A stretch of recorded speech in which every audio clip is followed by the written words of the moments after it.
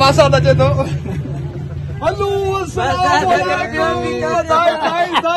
खुश आयो मेरा मुझे भला बाबा असा ये उतरिया दुनिया गुडवारा जी बाबा मासा तो गड लांचर भी गड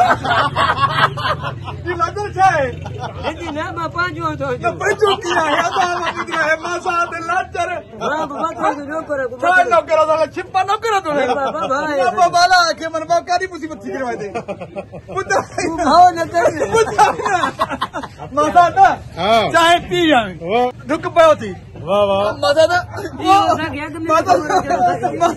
वडी मेहरबानी मासा आयल मेहमानी जी वडी इज्जत